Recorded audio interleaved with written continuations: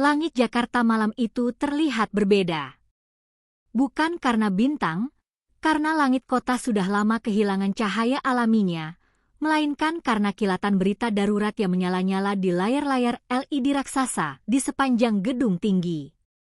Semua menampilkan berita yang sama, dengan headline merah menyala. Damar Aksara koma. Kecelakaan misterius di Jalan Tol Jagorawi. Damar Aksara. Nama yang tidak asing bagi siapapun yang mengikuti perkembangan teknologi, bisnis, bahkan politik di Asia Tenggara. Pendiri dan CEO Aksara Tech, perusahaan teknologi raksasa yang mengembangkan AI, bioteknologi, dan jaringan satelit, Damar adalah ikon masa depan. Beberapa menyebutnya Elon Musk-nya Indonesia, tapi mereka yang mengenalnya tahu, Damar lebih dari sekadar tiruan. Ia adalah revolusi. Dan kini, ia terbaring tak berdaya. Semua bermula pada pukul 1.37 dini hari. Sebuah mobil hitam mewah, Mercedes-Benz EQS 580, meluncur di Jalan Tol Jagorawi dengan kecepatan sedang. Di dalamnya, Damar duduk di kursi belakang, tengah membaca dokumen di tablet transparan, wajahnya diterangi cahaya biru dari layar. Sopirnya, Ari, adalah veteran pengemudi yang telah bekerja untuknya selama 5 tahun. Ia tidak bicara banyak, tahu betul bosnya suka keheningan. Namun malam itu ada sesuatu yang berbeda. Mobil itu menepi mendadak, seperti kehilangan kendali. Kamera CCTV jalan tol merekam kejadian ganjil. Kendaraan tampak melambat, lalu tanpa alasan, berbelok sendiri dan menghantam pembatas jalan dengan keras. Tidak ada tanda pengereman. Tidak ada kendaraan lain di dekatnya. Hanya suara hantaman logam dan pecahan kaca. Petugas tol datang 8 menit kemudian. Ari, sang sopir, mengalami luka ringan di kepala, namun Damar tidak sadarkan diri. Tubuhnya tertindih kantung udara yang pecah, wajahnya penuh luka gores dan darah di sisi pelipis. Ia dilarikan ke Rumah Sakit Internasional Sadar Sehat di Bilangan Jakarta Selatan dan langsung masuk ruang ICU.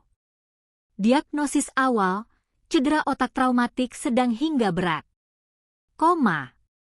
Tidak ada reaksi terhadap rangsangan.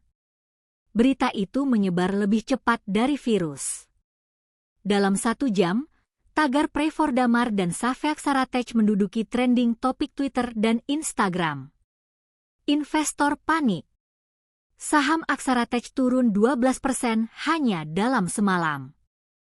Para pesaing diam-diam bersorak, namun tidak ada yang cukup berani untuk menunjukkan kegembiraan secara terbuka.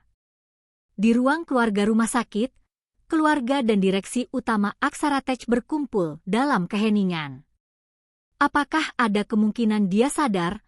Tanya Indira Wangsari, adik kandung Damar yang juga menjabat sebagai CEO. Dokter utama menggeleng pelan. Kami telah melakukan pemindaian MRI dan EEG. Aktivitas otak sangat minim. Tidak ada tanda-tanda membaik sejauh ini. Kami sedang mendatangkan ahli dari Jerman, Jepang, dan Amerika, tapi saya harus jujur, keadaannya kritis. Indira memejamkan mata. Dunia yang selama ini tampak tak tergoyahkan kini rapuh di depan matanya. 3 hari berlalu. 5. 2 minggu. 1 bulan. 100 lebih dokter telah menangani Damar, baik secara langsung maupun lewat telekonsultasi. Mulai dari ahli neurologi terbaik Singapura hingga profesor otak dari Stanford. Semua melakukan tes, terapi, rangsangan saraf, hingga metode eksperimental. Tak satu pun berhasil. Damar tetap terbaring seperti patung marmer. Hidup, tapi kosong. Tidak berbicara. Tidak bergerak. Tidak bermimpi. Dan di balik semua itu, ada pertanyaan yang lebih mengganggu dari koma itu sendiri. Apa yang sebenarnya terjadi malam itu? Polisi tidak menemukan jejak pengereman. Tidak ada bukti serangan fisik. Tidak ada rekaman gangguan kendaraan. Mobilnya dalam kondisi baik sebelum tabrakan. Sopir Ari tidak bisa menjelaskan apapun. Ia mengaku kehilangan kesadaran beberapa detik sebelum kecelakaan, tanpa alasan medis yang jelas. Seperti ada sesuatu menghentikan pikiranku sejenak, katanya dalam interogasi. Aku sadar-sadar mobil sudah nabrak. Konspirasi mulai berkembang. Sebagian orang di dalam perusahaan percaya bahwa ini adalah sabotase. Bahwa seseorang ingin Damar hilang, permanen. Orang yang terlalu cerdas, terlalu berpengaruh, dan terlalu tak tergantikan. Mereka menyebutnya kudeta sunyi. 3 bulan pasca kecelakaan, aksara tech berubah. Tanpa Damar, inovasi melambat. Proyek-proyek ambisius ditunda. Divisi AI yang semula akan meluncurkan Aksara Mind, sebuah chip otak buatan yang mampu mempercepat proses belajar manusia, dibekukan sementara. Indira mencoba mengisi kekosongan, tapi ia tahu bayang-bayang kakaknya terlalu besar. Dewan direksi mulai membagi kubu. Sebagian ingin melanjutkan tanpa Damar. Sebagian menuntut agar perusahaan menunggu, mereka percaya Damar akan bangun. Sementara itu, di ruang ICU lantai 23 Rumah Sakit Sadar Sehat, tubuh Damar dijaga 24 jam penuh oleh petugas medis dan kamera pengawas. Tak ada yang boleh masuk sembarangan. Hanya keluarga dan dokter spesialis. Namun ada satu orang yang rutin datang tiap malam, meski bukan siapa-siapa. Ia duduk di luar ruangan, membawa roti sobek dan kopi sachet, menjaga diam-diam seperti bayangan. Namanya Raka. Mantan dokter, kini satpam malam.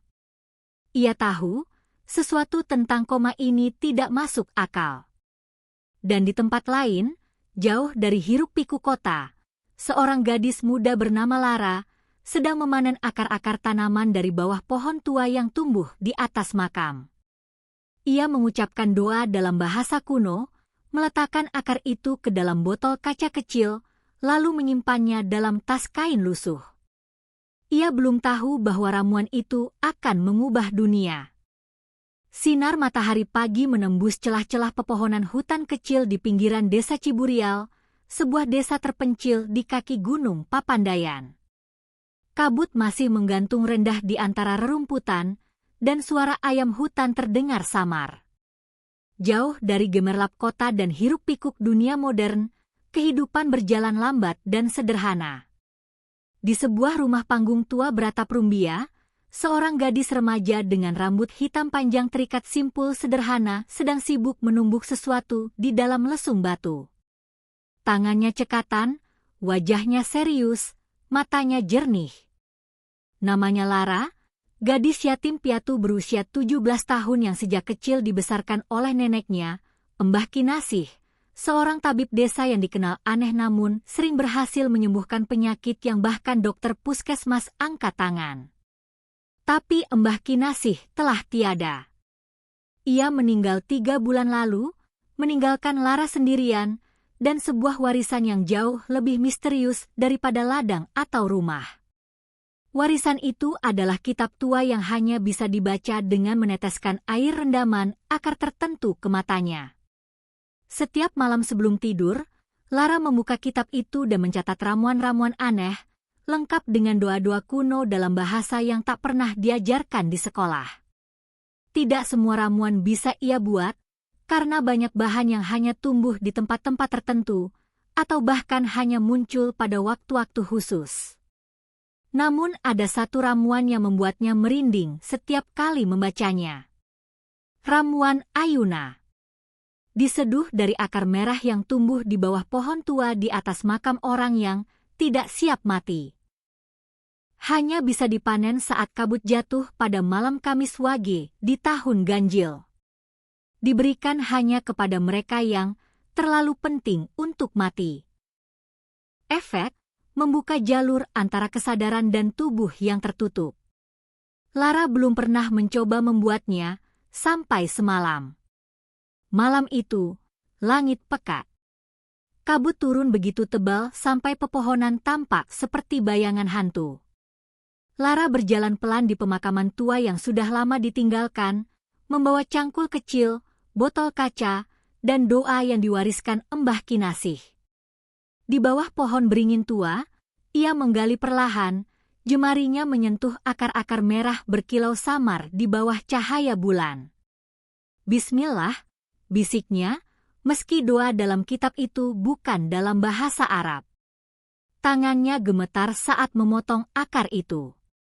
Hawa di sekitar tempat itu dingin menusuk, dan sempat terdengar desir angin aneh, seperti suara orang berbisik. Namun Lara tidak gentar. Ia tahu, ini adalah warisan terakhir neneknya. Dan ia percaya bahwa semua ini bukan tahayul, tapi ilmu yang belum dimengerti dunia. Setelah mencuci dan mengeringkannya, pagi harinya Lara mulai meracik ramuan ayuna. Ia menumbuk akar itu bersama 3 bahan lain, daun kemuning muda, bunga ciplukan putih, dan tetesan embun dari daun talas besar. Ramuan itu menghasilkan cairan kehijauan dengan semburat merah dan aroma yang aneh, perpaduan mint, tanah basah, dan bunga busuk. Ia menyimpannya dalam botol kecil, mengikatkan kain di lehernya, dan berkata dalam hati, "Untuk seseorang yang terlalu penting untuk mati, semoga aku bertemu dengannya." 2 hari kemudian, Lara ikut ke kota. Bukan untuk hal besar, hanya menemani tetangganya, Mang Asep, yang berjualan sayur mayur ke pasar induk. Ia membawa beberapa botol jamu buatan sendiri yang ia jual tiap kali ikut ke kota. Biasa saja, jamu pegal, jamu pelancar haid, jamu anti masuk angin. Ia berdiri di sudut pasar, di bawah spanduk bertuliskan "Pasar Sehat Tanpa Plastik", mencoba menawarkan jamunya. Tapi tak banyak yang tertarik. "Saya gak percaya jamu-jamu kayak gitu," kata seorang ibu-ibu gemuk dengan keranjang buah. Lara hanya tersenyum. Ia sudah terbiasa dengan penolakan. Tapi hari itu berbeda. Seorang lelaki mendekat, wajahnya letih, matanya merah. Ia memakai seragam satpam lusuh dan mengenakan masker meski udara terbuka. "Jamu buat demam ada, Dek?" tanyanya. Lara mengangguk. "Ada, Bang. Ini dari jahe merah, sereh, dan daun sambiloto. Mau coba?" Lelaki itu mengambil 1 botol, meneguknya perlahan, lalu duduk di bangku plastik dekat lapaknya. 5 menit berlalu, lalu ia tertidur. Lara nyaris panik, tapi setelah 20 menit, lelaki itu terbangun dengan wajah jauh lebih segar. Kok badan enteng banget ya?" gumamnya, bingung. "Ada rasa panas tadi, tapi sekarang hilang." Lara tertawa kecil. "Itu biasanya begitu, Bang. Tapi minum air putih banyak, ya?" Lelaki itu memperhatikannya, lalu bertanya, "Namamu siapa?" "Lara." "Lara," gumamnya. "Saya Raka. Satpam di RS Sadar Sehat." Lalu, dengan nada setengah bergurau, ia menambahkan, "Kalau jamu kamu bisa nyembuhin orang demam secepat itu, kamu yakin gak bisa nyembuhin orang koma?" Lara tidak menjawab. Tapi dalam pikirannya, kata-kata Raka bergema. "Orang koma." Ia merogoh lehernya, memegang botol kecil ramuan ayuna yang tergantung di sana. Dan entah kenapa, dadanya bergetar. "Orang yang terlalu penting untuk mati," bisik hatinya. Apakah dia? Pagi di Jakarta tidak pernah benar-benar tenang. Bahkan saat matahari baru saja menyingkap kabut sisa hujan malam sebelumnya, Kota sudah hidup, klakson bersahutan, mesin kendaraan menderu, dan manusia berlomba dengan waktu. Namun di tengah hiruk-pikuk itu, di sebuah warung kecil dekat Rumah Sakit Internasional Sadar Sehat, duduk 2 orang dalam diam. Raka, satpam yang semalam mencoba jamu Lara, menyesap kopi hitam sambil memandang ke jalan. Lara duduk di depannya, kedua tangannya memeluk tas kain usangnya.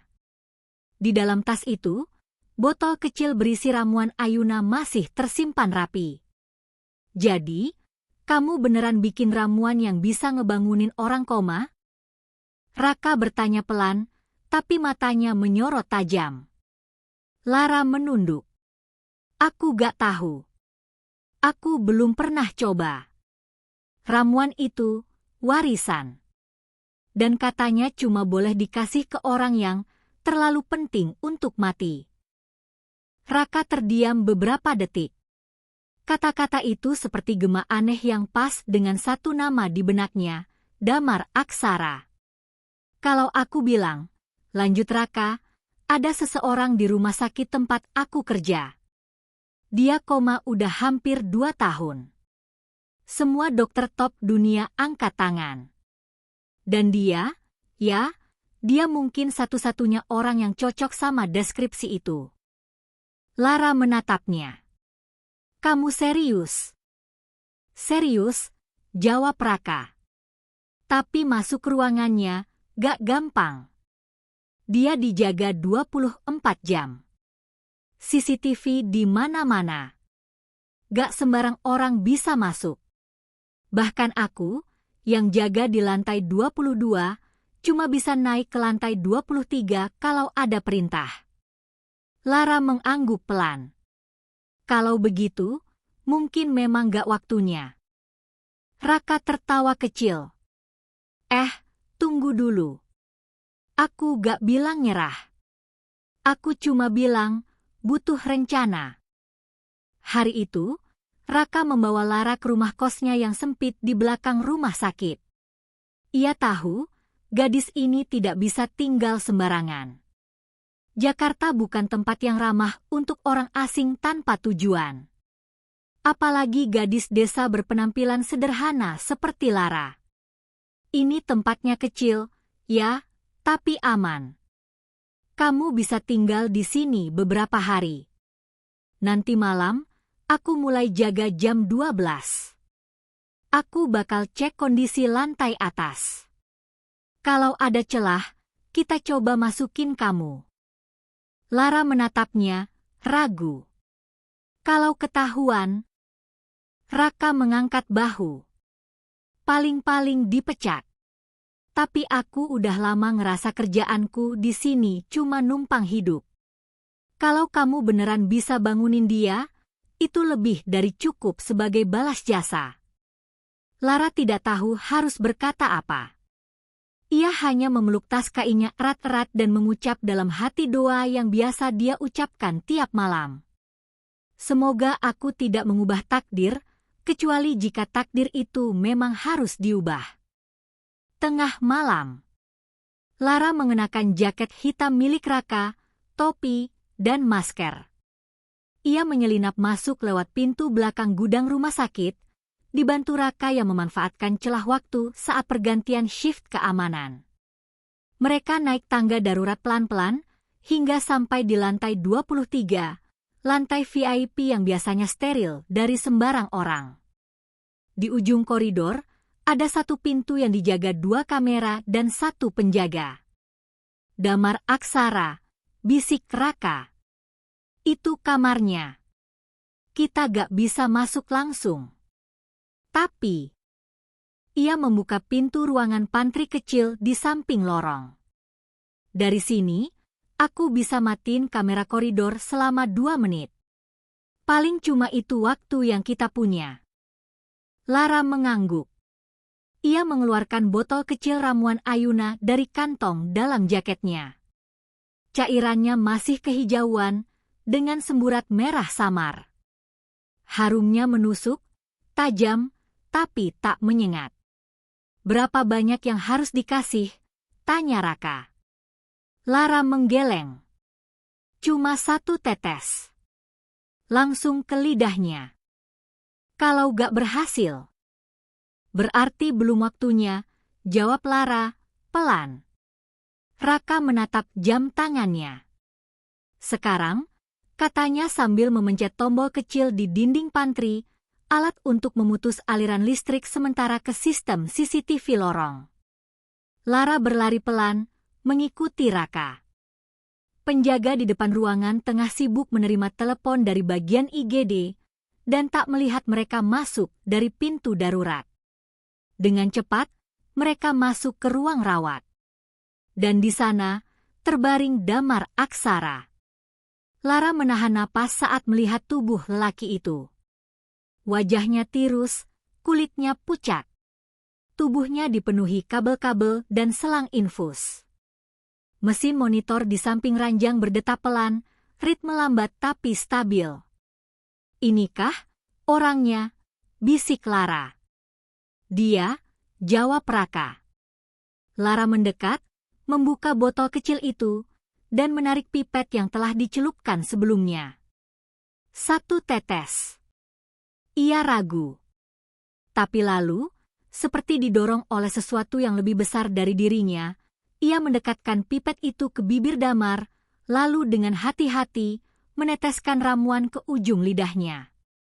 Detik itu juga, aroma asing memenuhi ruangan. Seperti bunga busuk yang tercampur bau tanah basah dan daun terbakar. Raka menahan napas. Lara menutup mata, menggumam doa pendek dalam bahasa yang bahkan dia sendiri tidak sepenuhnya pahami. 10 detik. 20. 40. Monitor masih stabil. Tapi lalu, BIP. Detak jantung meningkat sedikit. Raka menoleh ke layar. Ada perubahan. Mata Lara terbuka. Serius. BIP. BIP. Detak jantungnya berubah. Irama lambat menjadi sedikit cepat. Di layar EEG, muncul fluktuasi kecil yang sebelumnya datar. Lara mendekat lagi. Melihat wajah Damar. Lelaki itu tidak bergerak. Tapi, bibirnya gemetar. Dan dalam suara yang sangat pelan, hampir seperti gumaman roh, keluar 1 kata. Siapa? Mata Lara membelalak. Raka memegang bahunya. Kita harus keluar sekarang. Mereka berlari keluar ruangan sebelum kamera kembali aktif. Di luar, mereka berdua saling berpandangan dalam hening. Dia bicara, kata Lara pelan. Dia benar-benar bicara. Raka tidak menjawab. Ia hanya mengangguk. Dan dalam dadanya, untuk pertama kali dalam bertahun-tahun, ia merasa telah menyaksikan sesuatu yang melampaui logika. Sesuatu yang bisa mengubah segalanya.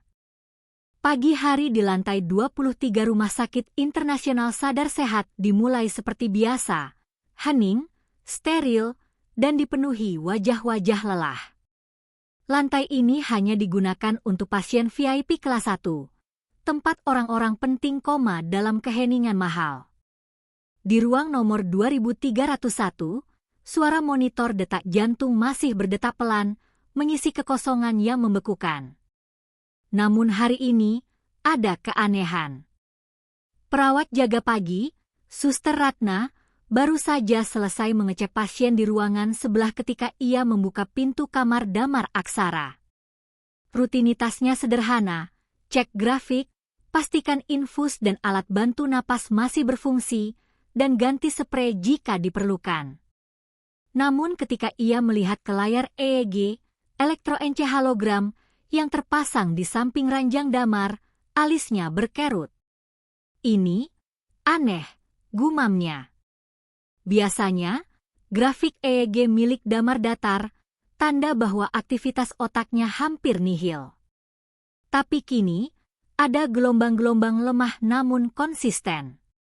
seperti seseorang yang mulai bangun dari tidur sangat panjang. Suster Ratna langsung memanggil Dokter Adrian, kepala ICU yang selama ini bertanggung jawab atas kasus Damar. 5 menit kemudian, ruangan itu dipenuhi oleh tim medis. Gelombang otaknya meningkat sebesar 17% dalam semalam, tanya Dokter Adrian, memeriksa grafik sambil mencatat. Ini bukan fluktuasi biasa. Seharusnya tidak mungkin tanpa stimulasi eksternal. Ia menoleh pada perawat. Ada yang melakukan terapi baru tadi malam? Suster Ratna menggeleng. Tidak ada. Shift malam mencatat semuanya sesuai protokol. Tidak ada kunjungan keluarga juga. Panggil rekaman CCTV. Sementara itu, di bawah, di sebuah kafe kecil rumah sakit, Raka duduk di sudut ruangan, wajahnya datar, namun matanya terus melirik jam. Ia sudah mendengar kabar dari salah satu perawat yang ia kenal, ada pergerakan aktivitas otak dari pasien lantai 23. Itu berarti satu hal, ramuan Lara berhasil melakukan sesuatu. Tapi itu juga berarti, kemungkinan besar, pihak rumah sakit akan mulai menyelidiki. Dan jika mereka menemukan adanya penyusup tadi malam, ia menarik napas panjang. Semoga kamera koridor benar-benar mati sempurna, bisiknya. Di tempat lain, Lara sedang duduk di warung tenda tak jauh dari stasiun Cawang. Ia memegang botol kosong ramuan Ayuna, memandangi isinya yang kini tinggal setetes. Masih ada aroma samar-samar di dalamnya, wangi yang ganjil tapi membuat hati tenang. Dia bicara, gumamnya pelan. Walau hanya satu kata. Dalam hati, Lara tahu, itu bukan hanya keajaiban. Itu adalah awal dari sesuatu yang lebih besar.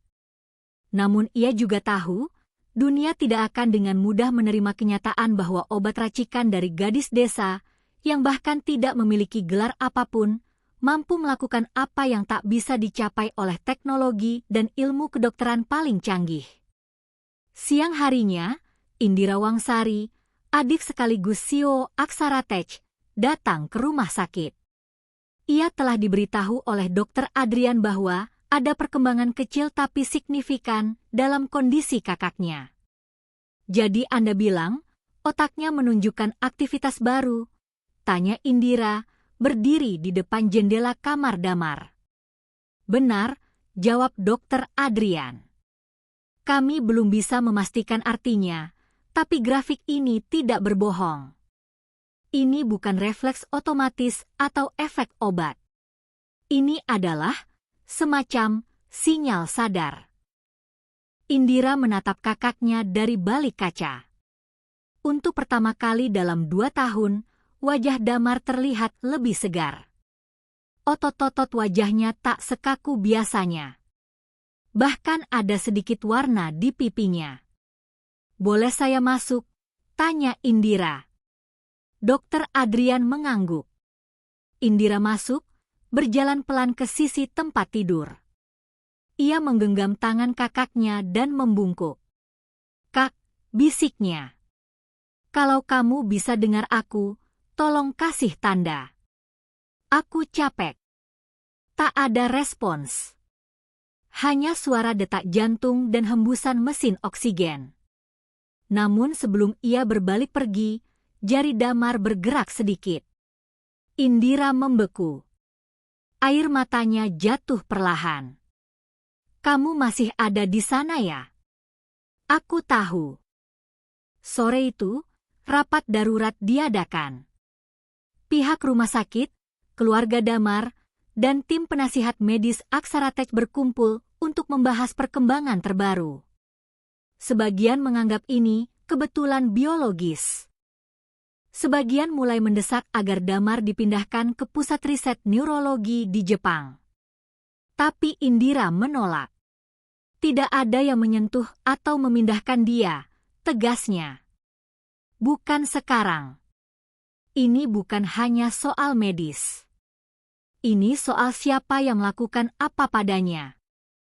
Ia menatap layar rekaman CCTV yang diputar lambat. Matikan kamera selama 2 menit, lalu hilang. Siapa yang sempat masuk? Tanya salah satu direksi. Dokter Adrian menyempitkan mata. Kami sedang menyelidiki. Tapi hanya staf medis dan satpam yang memiliki akses ke lantai 23. Indira memejamkan mata. Kalau ada yang melakukan sesuatu, aku ingin tahu siapa. Malam itu, Lara kembali ke kamar kos Raka dengan wajah gelisah. Ia tahu waktunya di Jakarta tinggal sebentar. Jika rumah sakit mulai menyelidiki, ia bisa dianggap penyusup. Bahkan mungkin dituduh melakukan tindakan berbahaya pada pasien. Raka, katanya sambil duduk di lantai. Kalau memang kamu merasa ini terlalu berisiko, aku bisa pergi. Aku gak mau kamu kena masalah karena aku. Raka menatapnya lama. Lalu ia berkata pelan, Lara, kamu tahu gak? 2 tahun ini, aku hidup kayak zombie. Kerja malam, tidur siang, hidup tanpa tujuan. Tapi tadi malam, untuk pertama kali, aku merasa hidup lagi. Ia menghela napas. Kalau kamu pergi sekarang, aku gak bisa diam aja. Aku mau tahu, apa yang kamu berikan ke dia. Dan kenapa bisa berhasil. Lara membuka tas kainnya, mengeluarkan kitab tua warisan Mbah Kinasih, lalu meletakkannya di antara mereka. Ini, katanya, ilmu yang gak diajarin di sekolah manapun. Ramuan Ayuna cuma salah satu dari banyak yang ada di dalam ini. Tapi gak semua bisa dibuat. Gak semua boleh dibuat. Raka memandangi kitab itu seolah melihat benda dari dunia lain. Dan kamu, hafal semua? Lara mengangguk. Setiap malam, aku baca. Nenek bilang, kamu harus tahu kapan ilmu digunakan dan kapan ditahan. Karena yang paling berbahaya bukan ramuannya, tapi niat di baliknya. Raka menelan ludah. Berarti, ini belum selesai ya? Lara menatapnya. Belum, katanya. Ini baru permulaan. Hari ke-721 sejak Damar Aksara dinyatakan koma. Di layar ruang ICU 2301, monitor menunjukkan angka yang tak pernah muncul sebelumnya. Aktivitas otak mendekati level sadar minimal. Para dokter dan perawat sudah berjaga sejak subuh. Tidak ada lagi yang menyebut ini fluktuasi pasif. Ini adalah transisi. Sebuah perubahan nyata yang tak bisa diabaikan. Dokter Adrian berdiri di depan grafik EEG. Wajahnya masih sulit mempercayai apa yang ia lihat. Aktivitas korteks prefrontal meningkat, ada respons dari area limbik juga, gumamnya. Apakah ini kesadaran yang kembali? Tanya Suster Ratna. Kita tidak bisa bilang pasti, jawab Dokter Adrian. Tapi iya. Ini adalah awal dari kebangkitan. Di balik kaca 2 arah, Indira berdiri dengan mata merah. Ia belum tidur sejak semalam. Tangannya menekan dada, di mana ia menggenggam liontin kecil berisi foto masa kecil bersama Damar. Mas, kalau kamu bisa dengar aku, kamu pasti tahu. Kita masih butuh kamu. Ia mendekat ke kaca. Aku butuh kamu. Dan seolah menjawab, pelan, nyaris tak terlihat, jari tangan kanan Damar bergerak lagi. Sementara itu, di kamar kos sempit belakang rumah sakit, Lara duduk bersila sambil membaca ulang bagian kitab tentang Ayuna. Di sebelahnya, Raka memegang koran pagi dengan headline besar. Pendiri Aksara Teh tunjukkan tanda sadar. Cudang ilmuwan bertanya, mukjizat atau ilmu baru? Lara mendesah. Ini mulai bahaya. Kalau mereka mulai curiga ada yang aneh, Raka mengangguk. Dan mereka akan cari siapa yang mengganggu sistem mereka. Lara menatap Raka. Kalau kita berhenti sekarang, masih bisa mundur. Tapi Raka menggeleng. Mundurnya kemana, Lar? Kamu pikir dunia bakal diam aja kalau Damar Aksara bangun tanpa bisa dijelaskan kenapa? Mereka akan cari kamu. Cari ramuan itu. Cari kitab ini. Lara menutup kitab. Tatapannya kosong sejenak. Dulu, nenekku pernah bilang, obat bukan untuk semua orang, dan keajaiban bukan untuk dijelaskan. Tapi ketika dua hal itu bertemu, kau harus siap kehilangan segalanya untuk menyelamatkan satu nyawa. Ia memandang Raka. Aku siap. Siang itu, Indira mengumumkan konferensi pers tertutup di ruang media Aksara Tech. Ia berdiri di podium, didampingi oleh tim dokter, penasihat hukum, dan beberapa petinggi perusahaan. Ratusan wartawan memenuhi ruangan. Semua ingin mendengar kabar dari sumber pertama. Kami ingin menyampaikan perkembangan terbaru mengenai kondisi Pak Damar Aksara. Setelah 2 tahun koma, beliau menunjukkan tanda-tanda sadar yang signifikan. Sorak-sorai. Kamera menyala. Mikrofon maju ke depan. Seorang reporter bertanya, apakah ini hasil dari terapi medis terbaru? Atau metode eksperimental? Dokter Adrian menjawab hati-hati, kami belum mengetahui penyebab pastinya. Tidak ada terapi baru dalam sebulan terakhir. Kami sedang menyelidiki kemungkinan adanya faktor eksternal. Faktor eksternal? Tanya wartawan lain. Indira menyela, kami akan mengungkapkan lebih lanjut setelah investigasi internal selesai. Saat ini, fokus kami adalah pemulihan beliau. Namun saat keluar dari ruangan itu, pikirannya tak henti berputar. Siapa yang masuk? Siapa yang berani mengambil risiko mendekati Damar? Dan saat itulah, salah satu staf menyodorkan laporan hasil forensik ruangan. Ada jejak zat biologis asing di sekitar mulut pasien, katanya pelan. Kami tidak mengenali unsur kimianya. Tim lab sedang menganalisis. Indira membaca hasil uji cepat. Daun kemuning. Bunga ciplukan. Akar dengan zat aktif mirip alkaloid langka. Bukan obat medis. Bukan injeksi rumah sakit. Ini ramuan, gumamnya. Jamu. Dan di lubuk hatinya, untuk pertama kali, sebuah konflik mulai tumbuh. Jika benar seseorang dari luar telah menyembuhkan kakaknya, apakah ia akan bersyukur?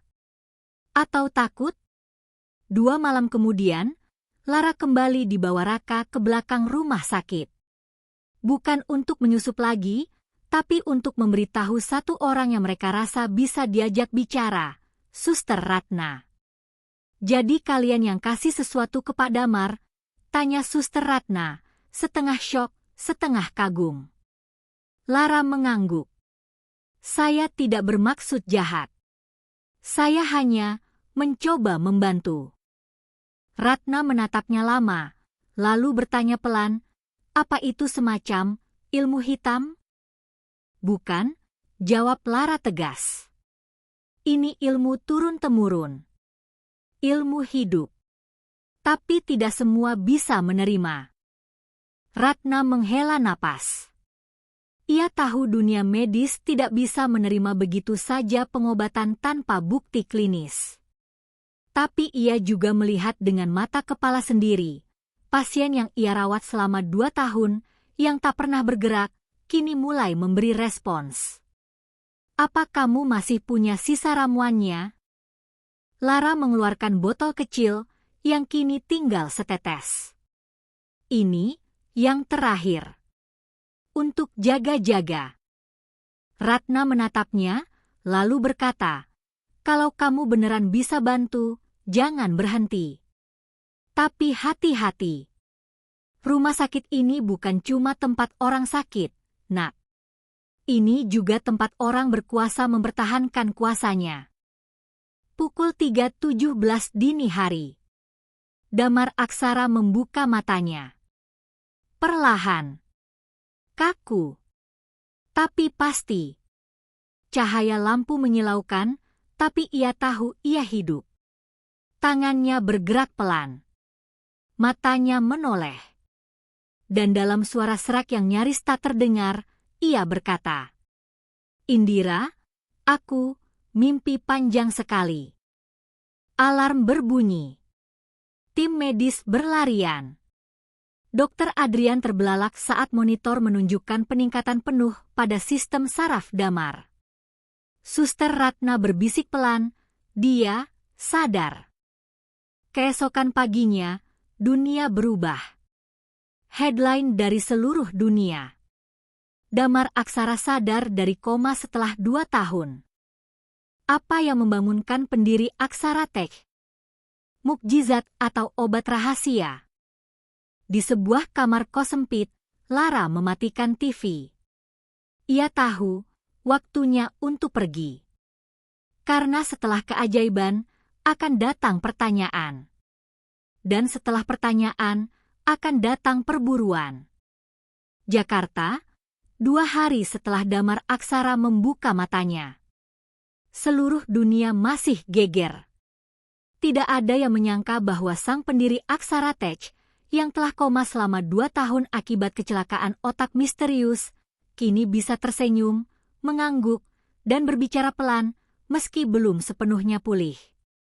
Di ruang rawat lantai 23, ia masih terbaring, dikelilingi teknologi medis tercanggih.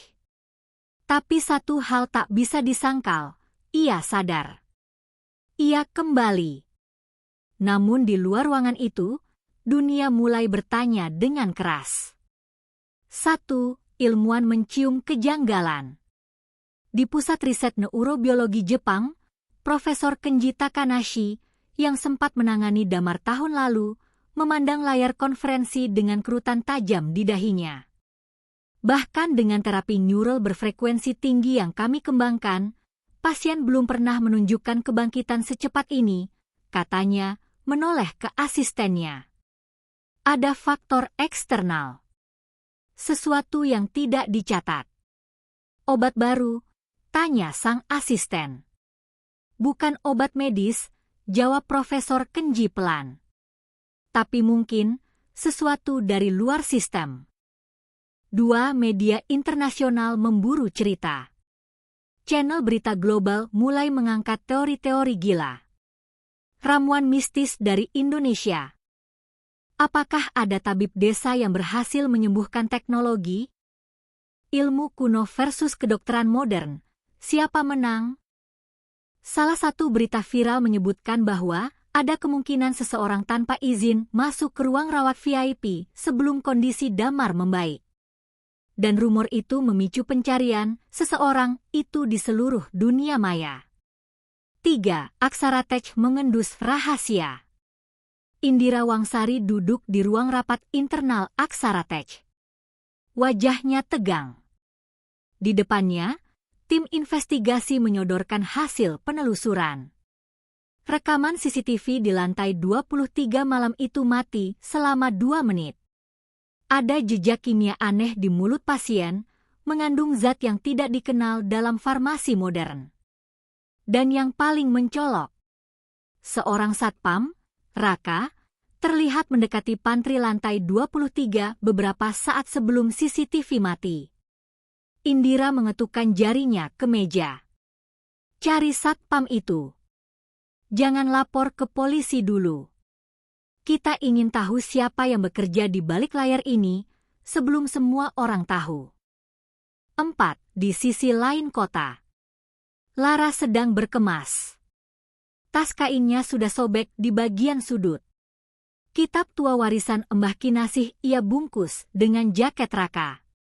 Ramuan Ayuna sudah habis.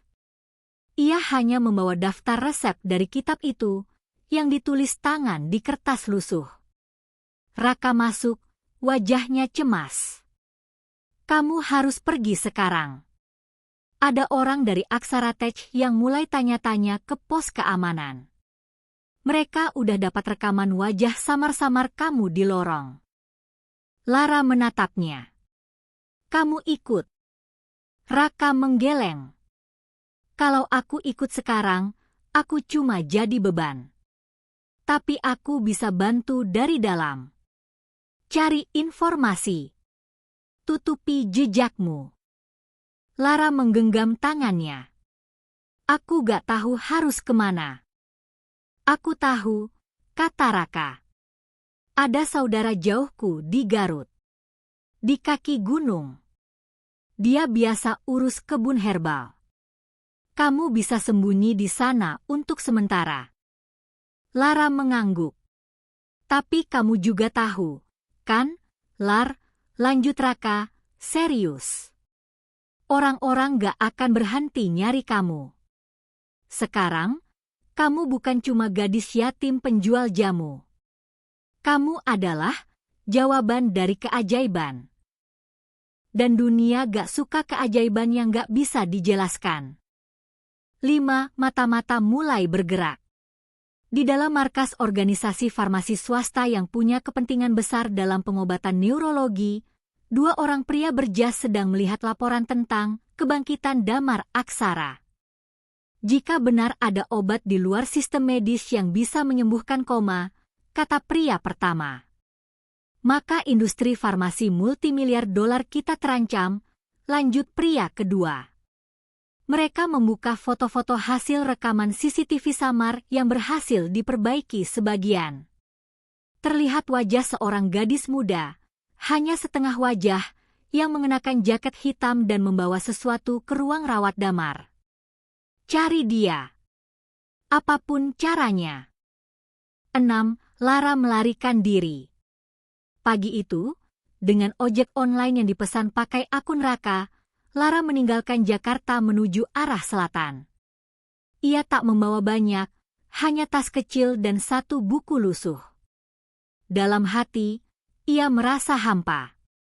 Damar aksara telah bangun. Tapi dunia tidak bersyukur, dunia justru mencari siapa yang harus dikontrol. Dan ia tahu, ketika dunia menemukan bahwa penyembuh itu adalah gadis yatim dari desa, mereka tak akan datang untuk berterima kasih. Mereka akan datang untuk menguasai. Di perjalanan, ia membuka kitab tua Mbah Kinasih. Di salah satu halaman, ada kalimat kecil yang belum ia sadari sebelumnya, tertulis samar, hanya bisa dilihat di bawah cahaya matahari pagi. Obat adalah jembatan. Tapi jiwa adalah penyeberang. Siapa yang menguasai jembatan tanpa izin, akan kehilangan jalan pulang. Lara menutup kitab itu. Perjalanan belum berakhir. Ini baru dimulai. 7. Sementara itu, Damar bertanya. Di lantai 23, Damar aksara memandang keluar jendela. Ia belum bisa duduk lama, tapi pikirannya mulai jernih. Ia ingat satu hal, samar-samar, bau aneh. Rasa pahit. Doa dalam bahasa asing. Lalu, suara lembut seorang gadis. Siapa yang menyembuhkan saya? Tanyanya pada Indira, pelan. Indira menatap kakaknya. Ia tidak ingin berkata jujur, karena ia tahu jika Damar tahu siapa yang menyembuhkannya, ia akan mencarinya. Dan jika ia mencarinya, semua pengaruh dan kekuatan akan berpindah ke tangan seorang gadis yang bahkan tidak punya KTP. Kami belum tahu, jawab Indira, berbohong. Tapi Damar hanya menatap adiknya dalam-dalam. Dia akan kembali, katanya yakin. Siapapun dia, aku akan menemukannya. Langit pagi di kaki Gunung Papandayan berwarna kelabu. Kabut tipis menggantung di atas ladang, menyelimuti dedaunan dengan embun yang dingin dan segar. Di kejauhan, suara burung hutan bercampur dengan desir angin, menciptakan keheningan yang berbeda dari riuhnya Jakarta. Lara berdiri di tepi bukit kecil, memeluk kitab tua peninggalan Mbah Kinasih di dadanya. Ia sudah 2 hari di tempat ini, sebuah rumah panggung kecil di desa bernama Cipanyeleukan, milik seorang petani herbal bernama Mang Dudun, saudara jauh Raka. Rumah itu berdiri di antara kebun ciplukan, kemuning, dan temulawak. Udaranya bersih. Langitnya terbuka. Tapi Lara tahu, ini bukan tempat bersembunyi. Ini adalah persinggahan sebelum badai datang. 1. Mang Dudun dan warisan tersembunyi. Mang Dudun adalah pria sepuh dengan suara berat dan langkah yang lambat, tapi sorot matanya tajam. Ketika pertama kali melihat kitab yang dibawa Lara, ia tidak bertanya banyak.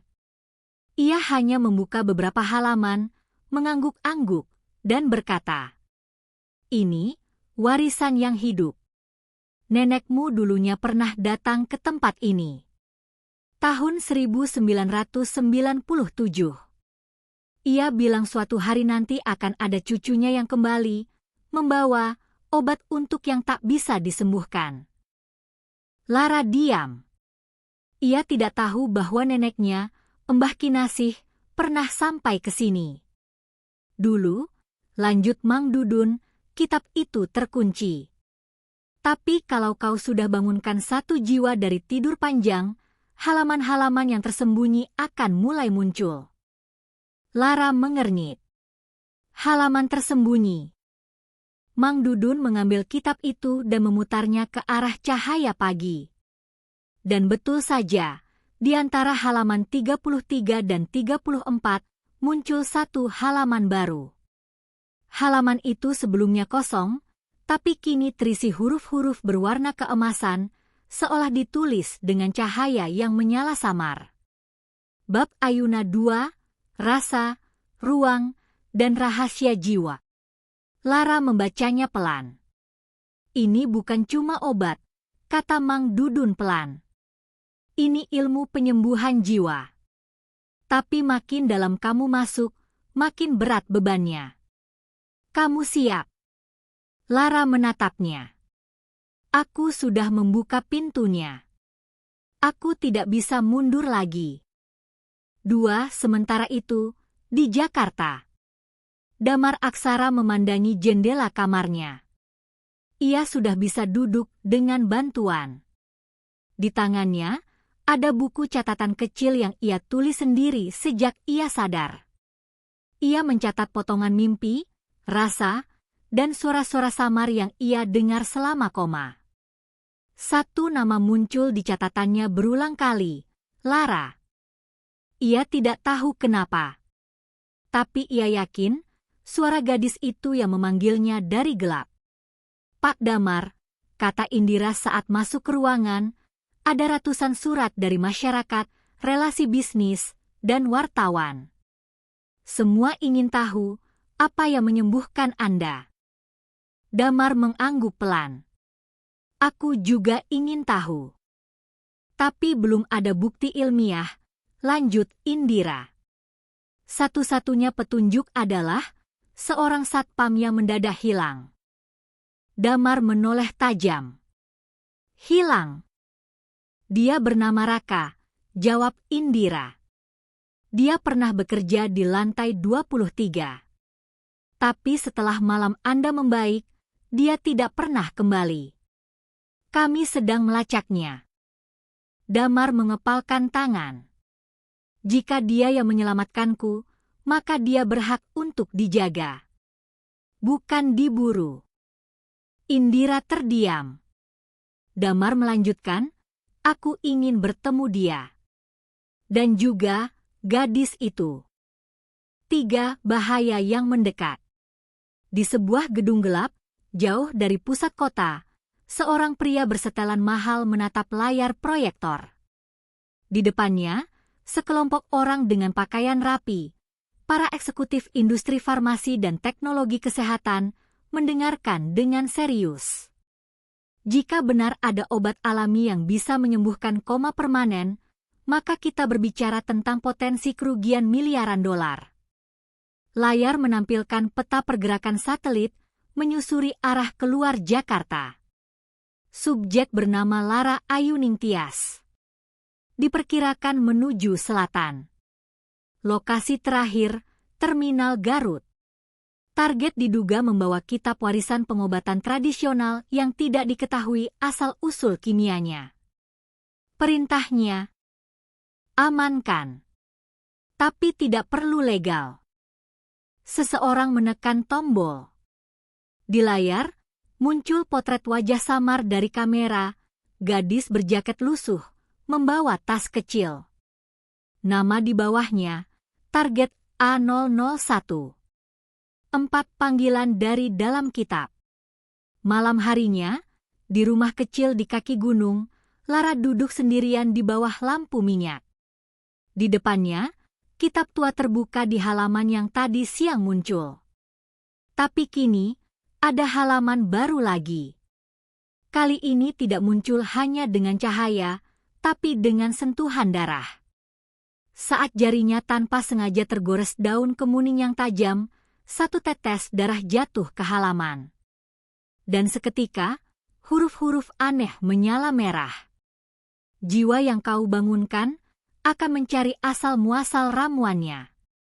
Tapi bila pengetahuan ini jatuh ke tangan yang salah, bukan hidup yang kau bangunkan, tapi kehancuran. Kitab itu bergetar pelan. Lara terlonjak, dan Mang Dudun masuk ke ruangan dengan cepat. Kamu udah buka halaman ini? Tanyanya dengan napas berat. Aku gak sengaja. Ini bagian paling dalam dari warisan Mbah Kinasih. Ini, ilmu untuk menyentuh ruang antara hidup dan mati. Yang dulu cuma dibaca, sekarang mulai bangun. Dan kamu, Lara, udah bukan orang biasa lagi. Lara terpaku. Kalau begitu, gumamnya, aku harus belajar. Sebelum orang lain datang mengambilnya dengan paksa. 5. Jejak yang mulai diketahui. Di pusat data Rumah Sakit Jakarta, seorang teknisi muda akhirnya berhasil membalikkan log sistem keamanan lantai 23. Ia menemukan log pengalihan aliran listrik 2 menit pada malam damar bangun. Dan yang melakukannya? ID kunci satpam bernama Raka Bhirawa. Laporan langsung dikirim ke Aksara Tech dan juga ke pihak ketiga yang membayar lebih tinggi dari pemerintah. Kini, buruan bukan hanya terhadap Lara, tapi juga Raka. Dan waktunya tidak lama lagi. 6. Kembali ke gunung. Pagi berikutnya, Lara berdiri di ladang herbal bersama Mang Dudun. Ia telah menyalin 2 halaman tambahan dari kitab ke buku kecil. Ia tahu halaman-halaman baru akan terus muncul, dan mungkin salah satunya akan menjelaskan ramuan yang lebih dari sekadar membangunkan.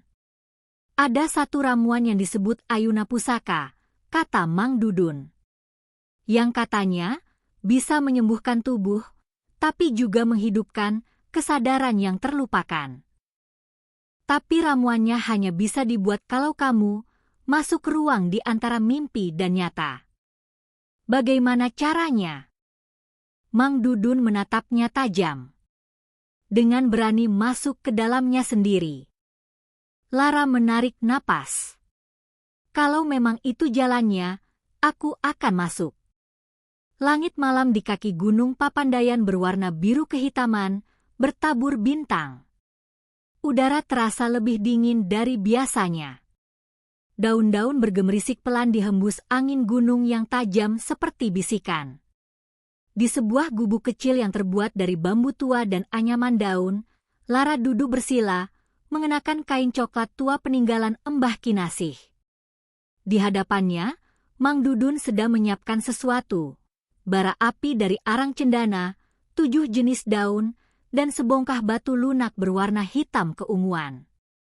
Ritual ini bukan sembarang ritual. Ini adalah ritual penyeberangan jiwa, ilmu kuno yang tak bisa dilakukan sembarangan. Bahkan Mang Dudun sendiri tak pernah melakukannya. Tapi kitab yang Lara bawa menyatakan jelas. Untuk membuka pintu ayuna pusaka, si pembawa warisan harus masuk ke ruang antara sadar dan tidak. Di sana, ia akan berjumpa dengan jiwa-jiwa yang tersesat dan kebenaran yang terkunci. Lara tak bertanya lebih banyak. Ia tahu, pengetahuan terbesar sering datang bersama bahaya terbesar. 1. Persiapan menuju batas. Mang Dudun menggambar lingkaran di lantai tanah menggunakan campuran air, akar ilalang, dan arang dari batang jati tua. Di tengah lingkaran, ia meletakkan kitab Embah Kinasih yang telah terbuka di halaman ke-77, halaman yang hanya bisa dibaca dalam keadaan setengah sadar. Lara duduk tepat di tengah lingkaran. Dengarkan baik-baik, Lara, kata Mang Dudun. Kamu akan tertidur. Tapi ini bukan tidur biasa. Kamu akan masuk ke ruang antara. Di sana, waktu tidak berjalan seperti di sini. Kamu bisa lihat hal yang belum terjadi, atau yang seharusnya tidak pernah terjadi. Apa yang harus aku cari di sana? Mang Dudun menatapnya dalam-dalam. Dirimu sendiri. 2. Ritual dimulai. Daun-daun dibakar perlahan di atas bara. Aroma wangi memenuhi udara, campuran pahit dan manis yang menusuk kepala. Mang Dudun mulai membacakan mantra dari kitab dalam bahasa kuno. Kata-kata yang terdengar seperti campuran Jawa, Sunda, dan bahasa yang sudah tidak dikenal di zaman sekarang. Sira kang pinilih, lumebu ing alaming panemu, mertoa suaramu dhewe. Lara menutup matanya. Detik demi detik berlalu, dan tubuhnya terasa ringan. Suaranya sendiri mulai bergema dari dalam kepala. Ia tidak lagi mendengar suara Mang Dudun. Ia tidak lagi merasakan tanah di bawahnya. Ia sedang berpindah. 3. Ruang antara. Lara membuka mata. Tapi bukan di gubuk.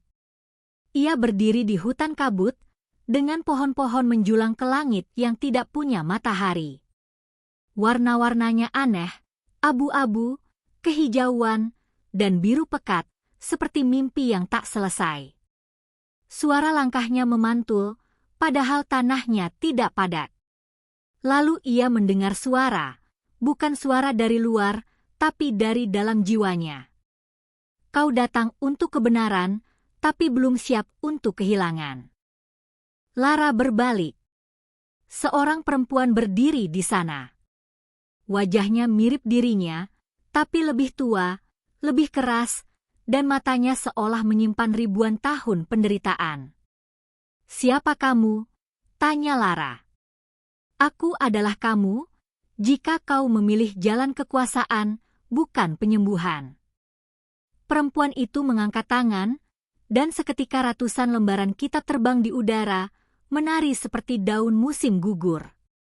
Setiap ilmu yang kamu buka, akan membawamu lebih jauh dari dunia. Dan satu saat, kau akan dihadapkan pada pilihan, menyelamatkan satu orang, atau membiarkan dunia mengejar warisan ini.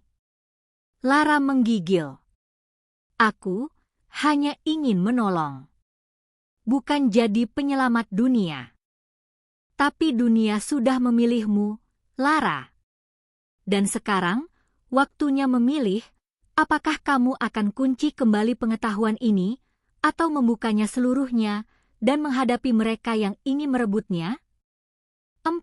Sementara itu di dunia nyata. Di hutan luar desa Cipanyeleukan, mobil SUV hitam berhenti.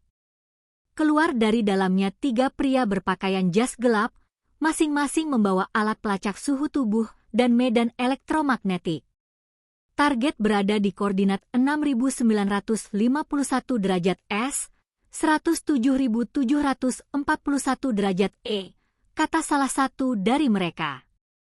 Mereka tidak tahu ritual sedang berlangsung. Tapi mereka sudah dekat, sangat dekat.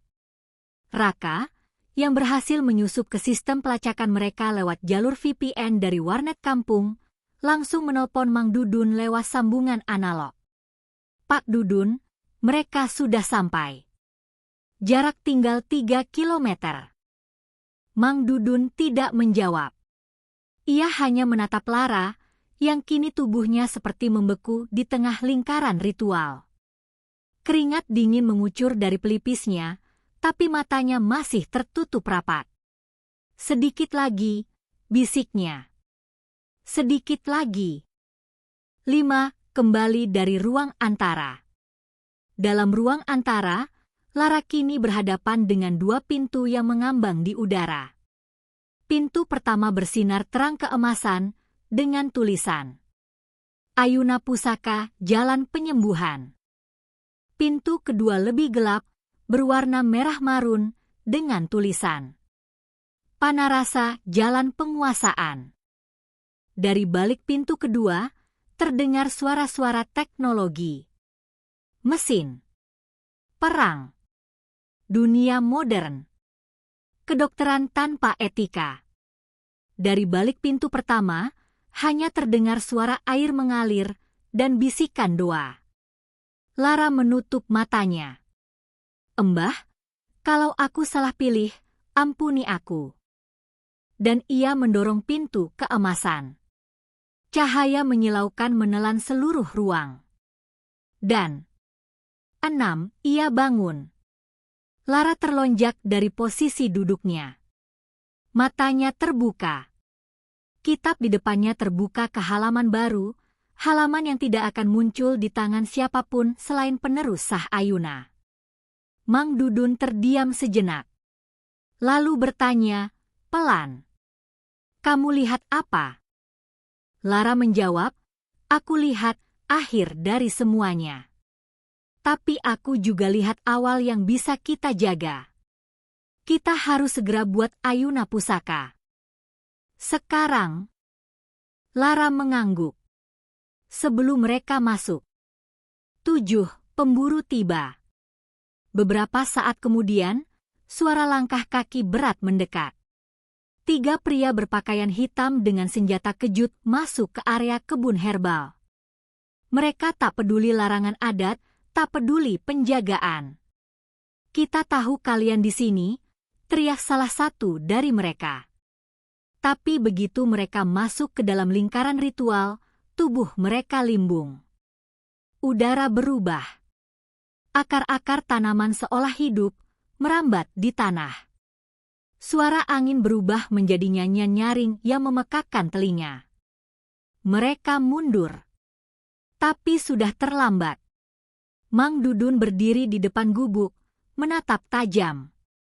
Tempat ini dilindungi. Ini bukan untuk dijual. Bukan untuk dipatenkan. Ini untuk yang niatnya bersih. Para pemburu tak bisa menjawab. Dan dalam kabut malam itu, mereka perlahan menghilang. 8. Ayuna Pusaka terbuka. Di dalam gubuk, Lara menyalin halaman terakhir ke dalam buku kecilnya. Ramuan Ayuna Pusaka tidak seperti ramuan pertama. Ia memerlukan sesuatu yang belum pernah ia temukan, daun yang hanya tumbuh dalam waktu 7 hari setelah mimpi pertama seorang penyembuh. Dan Lara tahu, waktunya sempit. Kalau kita bisa buat ini, katanya pada Mang Dudun, maka bukan cuma 1 orang yang bisa diselamatkan. Tapi juga 1 generasi. Mang Dudun tersenyum. 1. Daun tertentu, waktu tertentu. Pagi hari keempat setelah ritual, Lara berdiri di tengah ladang kecil yang dipenuhi tumbuhan liar. Ia tidak mencari sembarang daun. Yang ia cari adalah daun tiningkil muda, tumbuhan langka yang menurut kitab Ayuna Pusaka hanya tumbuh dari 1 benih, mimpi pertama seorang penyembuh. Dan benih itu telah ia tanam 3 hari lalu. Bukan di tanah biasa, tapi di bawah bayangan tubuhnya sendiri saat baru bangun dari ruang antara. Kalau ramalannya benar, gumam Lara, daunnya akan tumbuh pagi ini. Ia mendekat ke pojok ladang, di mana 3 batu kecil melingkar mengelilingi sebidang tanah hitam. Dan di sana, tumbuh satu tunas hijau kemilau, tidak lebih tinggi dari jari telunjuk. Ujungnya bergetar, seolah menyadari dunia. Daunnya 3 helai, berwarna perak kehijauan, dengan pola urat seperti tulisan tangan halus. Ini dia, bisik Lara. Ia memetik dengan hati-hati, lalu membungkusnya dalam daun jati tua yang sebelumnya telah dia sapi kemenyan. Ia tahu, ramuan pusaka hanya bisa dibuat sekali. Jika gagal, tidak bisa diulang. 2 komposisi yang tak pernah tercatat. Di dalam gubuk, Mang Dudun memandangi campuran bahan-bahan yang telah dikumpulkan. Daun tiningkil muda, serbuk akar lempung, getah jambu alas, sari bunga talas ungu, embun dari pagi pertama setelah mimpi. Dan satu bahan terakhir yang tak tertulis di buku, hanya muncul dalam bisikan ruang antara. Rasa yang tak ingin dimiliki. Ini bukan bahan fisik, kata Lara. Ini bagian dari perasaanku sendiri. Mang Dudun mengangguk. Kamu harus melepaskan satu rasa. Entah itu kenangan, cinta, atau harapan yang tak bisa kamu raih. Lara terdiam lama. Lalu ia membuka liontin kecil di lehernya yang berisi foto masa kecilnya bersama kedua orang tuanya. Ia mencium foto itu, lalu membakar liontin itu di atas api kecil. Air matanya jatuh, dan di titik air mata itu jatuh keramuan, cairan berubah warna menjadi keemasan lembut. Mang Dudun menatapnya dengan takzim. Kita telah membuatnya. 3. Kembali ke kota, jejak terbuka. Sementara itu di Jakarta, Damar Aksara sudah mulai berjalan sendiri. Ia menolak dikurung lebih lama. Satu hal yang memenuhi pikirannya, ia harus bertemu dengan gadis yang menyelamatkannya. Satpam itu, Raka, kata Damar kepada Indira. Apa kamu sudah tahu kemana dia pergi? Indira tak langsung menjawab. Tapi akhirnya ia menyerahkan sebuah berkas tipis. Lokasi, Desa Cipanyileukan, Garut Selatan. Nama pemilik rumah, Dudun Wirya. Saksi melihat seorang gadis muda bernama Lara Ayuning Tias. Catatan tambahan, tidak terdaftar dalam sistem medis nasional. Tidak pernah mengenyam pendidikan farmasi formal. Damar membaca diam-diam. Aku akan ke sana.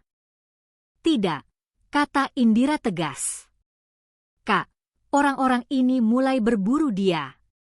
Kalau kamu pergi dan ketahuan, mereka akan tahu bahwa kamu memihaknya. Mereka akan mengincarnya lebih keras lagi. Damar menatap adiknya. Justru karena itu aku harus melindunginya. Dunia tidak bisa terus menindas yang tak punya suara. 4 konspirasi yang terbuka. Di balik layar, perusahaan-perusahaan raksasa yang selama ini mengendalikan distribusi obat-obatan neurologis mulai panik. Informasi tentang ramuan pusaka sudah bocor ke jalur gelap. Seseorang mengunggah cuplikan salinan halaman Ayuna ke dark web. Harga satu lembar resep mencapai $2 juta.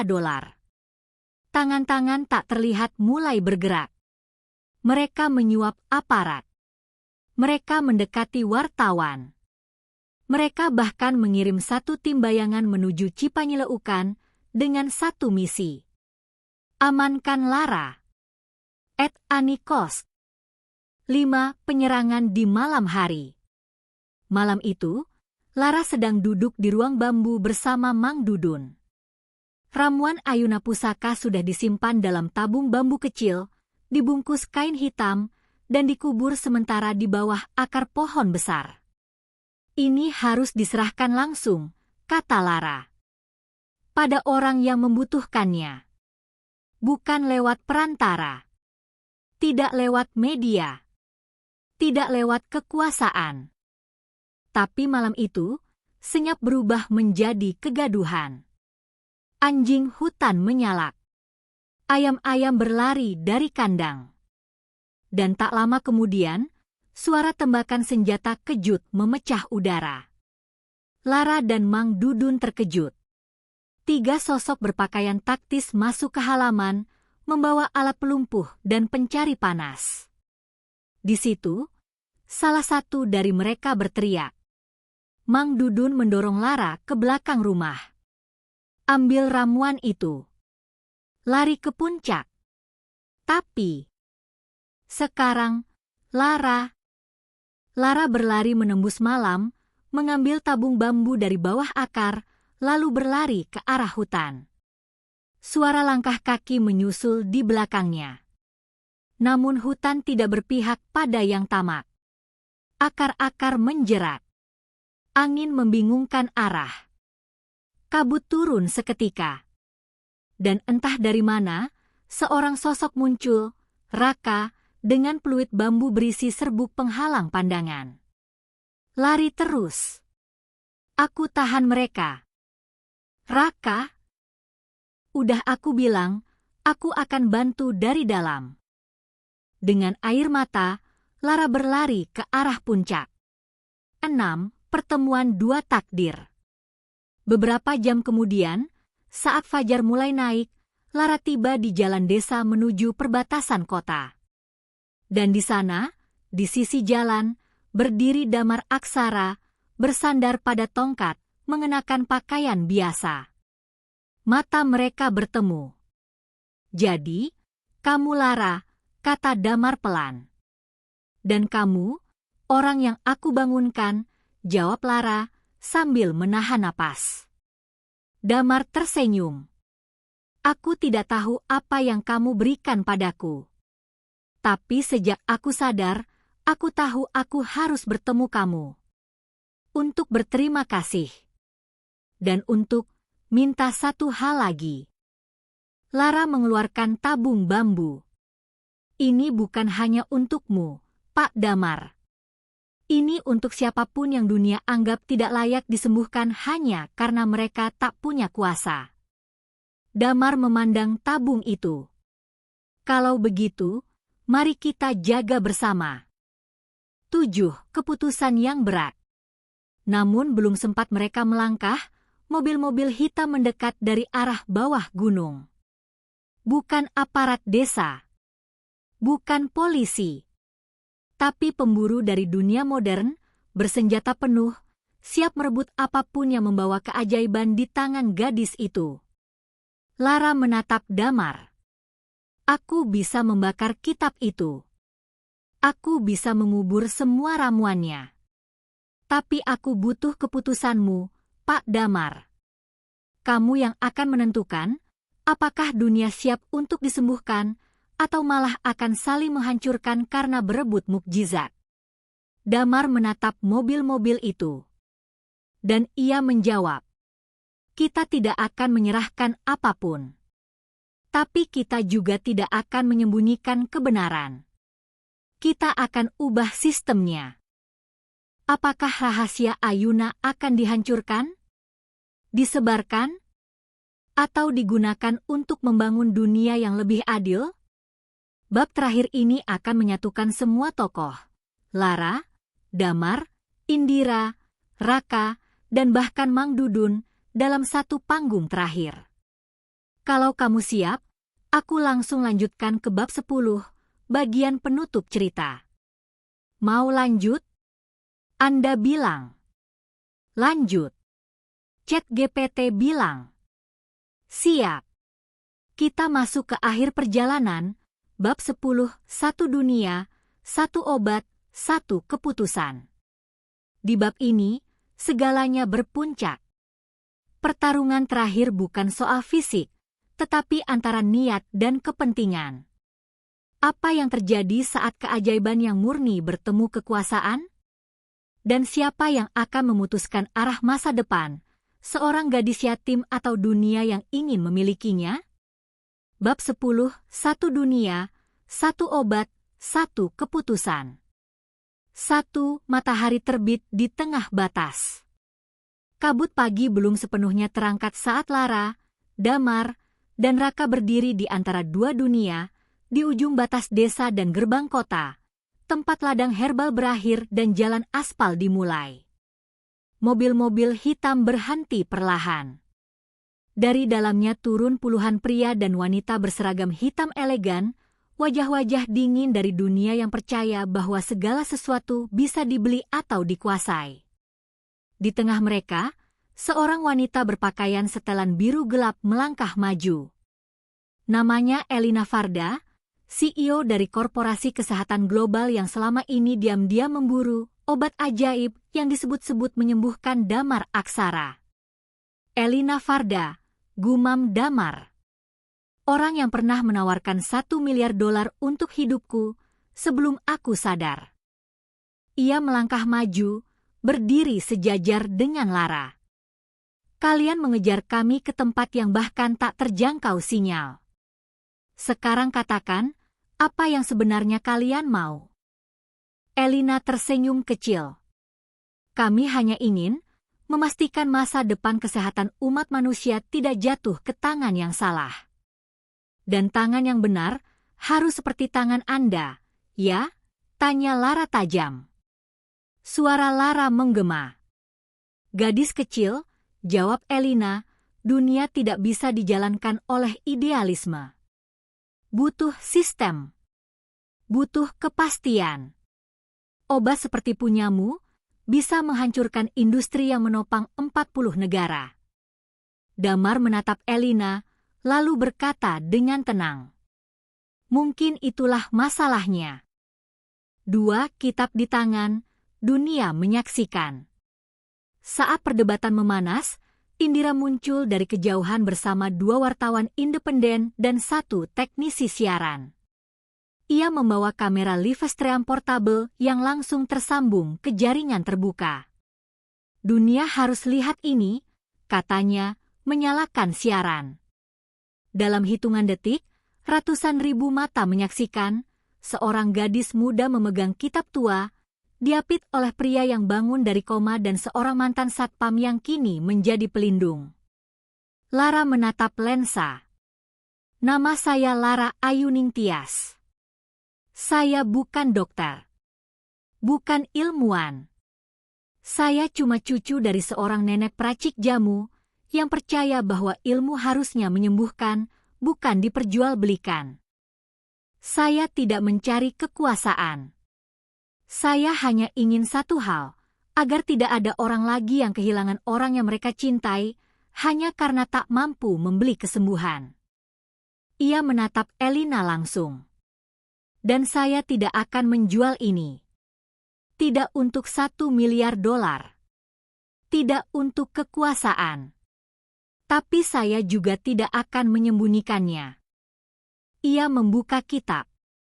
Saya akan membagikan pengetahuan ini. Tapi dengan syarat bahwa siapapun yang menggunakannya harus menyebarkan pengobatan ini secara terbuka, adil, dan tanpa monopoli. Kalau tidak, maka aku akan menghancurkan semuanya hari ini di depan dunia. Suasana hening. Elina mencoba tertawa kecil. Tapi suara tawa itu tidak terdengar meyakinkan. 3 pilihan diberikan. Damar melangkah ke depan. Aku pernah menjadi pion dalam sistem. Tidur panjang karena penyakit yang tak bisa diobati. Dan saat aku bangun, aku pikir aku punya tanggung jawab. Tapi sekarang aku sadar. Tanggung jawab itu bukan untuk mempertahankan sistem, tapi untuk mengubahnya. Ia menatap kamera. Saya, Damar Aksara, menyatakan bahwa Aksara Tech akan membuka semua data medis kami secara bebas. Dan kami akan jadi pelindung, bukan pemilik, dari pengetahuan ini. Tiba-tiba, Indira menyerahkan tablet. Di layar, Jumlah penonton siaran langsung sudah menembus 8 juta. Komentar berdatangan. Obat ini harus disebar. Jangan biarkan perusahaan rakus ambil alih. Lara, kami dukungmu. Elina menatap layar dan tahu ia sudah kalah. 4. Kebangkitan gerakan baru. Hari itu, dunia berubah.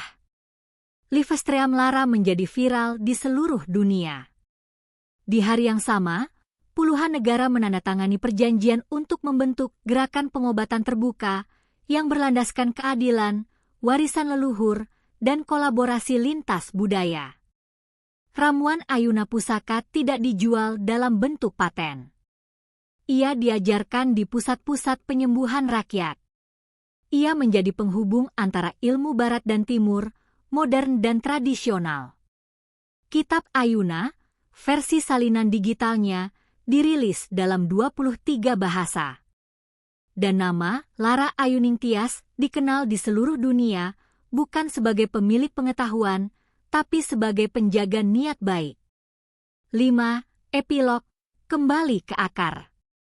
Beberapa bulan kemudian, di ladang herbal yang sama, Lara duduk bersama anak-anak desa, mengajari mereka mengenali daun-daunan yang dulu ia sendiri tak paham. "Ini apa, Kak Lara?" tanya seorang anak kecil. "Ini daun kemuning. Kalau hatimu sedih, dia bisa bantu kamu tenang." Anak-anak tertawa. Damar datang membawa minuman hangat. "Kitab itu sekarang di mana?" tanyanya. Lara tersenyum. "Sudah aku kembalikan ke tanahnya.